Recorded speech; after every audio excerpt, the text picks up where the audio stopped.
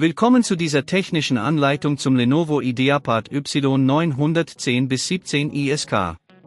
Wir sind Kelatos Informática, Spezialisten für technische Reparaturen.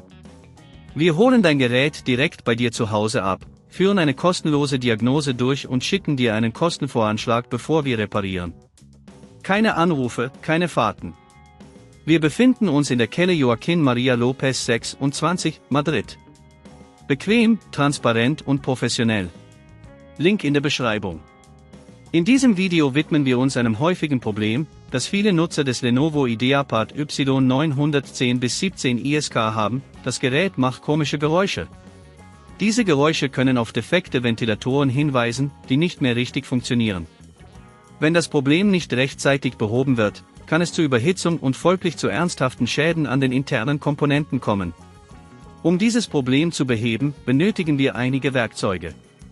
Du wirst einen Kreuzschlitzschraubendreher, ein Hebelwerkzeug, antistatische Handschuhe und gegebenenfalls einen neuen Ventilator für dein Ideapad Y910-17ISK benötigen. Zuerst müssen wir das Gerät sicher öffnen.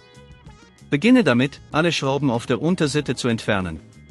Achte darauf, die Schrauben an einem sicheren Ort aufzubewahren. Verwende dann das Hebelwerkzeug, um vorsichtig die Abdeckung abzuheben.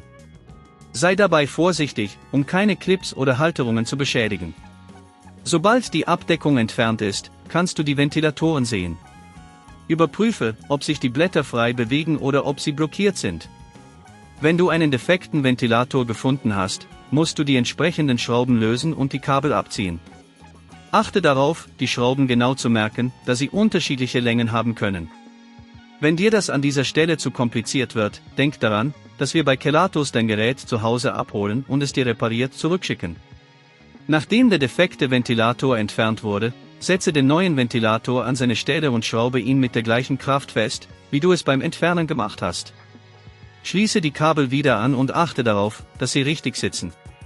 Wenn alles wieder montiert ist, kannst du die Abdeckung wieder aufsetzen und die Schrauben anbringen.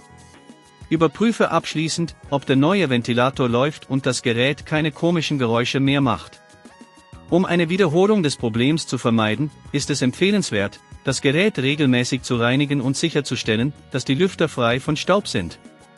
Achte darauf, dass du das Gerät nicht über längere Zeit auf weichen Unterlagen betreibst, da dies die Belüftung beeinträchtigen kann.